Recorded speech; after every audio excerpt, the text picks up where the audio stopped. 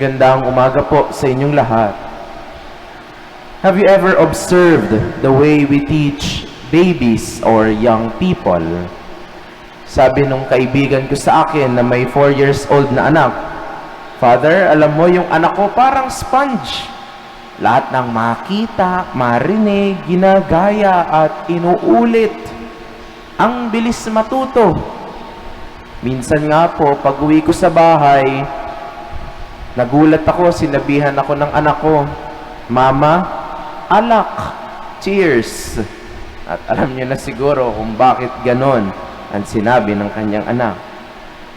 You know, there are 2 ways by which we can learn or we can teach. First is by example, and second is by repetition. Mahirap po kasi matuto. Kaya inuulit-ulit natin, hindi po ba? Sa pagtuturo sa bata, A, B, C, D, E, F, G. Tapos ulit na naman, H, I, J, K, and so on and so forth. Tuturuan natin, paa, tuhod, balikat, ulo. Tapos paa, tuhod, balikat, ulo. Ulit-ulit. Pagtuturuan nating magmano ang mga bata, "Oh, bless ka muna, bless." Opo, opo. Paulit-ulit nating ginagawa para matutunan. Dear brothers and sisters, we heard in the gospel today the 3-fold question of Jesus to Peter. "Do you love me?" 3 beses pong inulit ni Jesus. At sabi nila, marahil daw ito ay dahil sa 3 beses ding itinatwa o dininay ni Peter si Jesus. But maybe we can look at it from another perspective as the persistence of Jesus. Pag nangungulit po tayo, hindi po ba inuulit-ulit din natin? Kaya nga, nangungulit, nang uulit. Pag may gusto tayo, inuulit-ulit nating hingin. O pag may reklamo tayo, inuulit-ulit nating sabihin. Love, love, love. Alam niyo po kung bakit inuulit-ulit din ito ni Jesus kay Pedro at sa atin? Kasi napakahirap po nito. Napakahirap pong magmahal.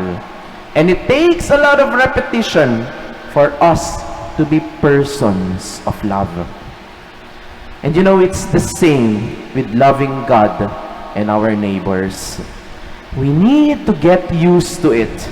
To love and love, to hear and hear God's word, to pray and pray, to serve and serve other people.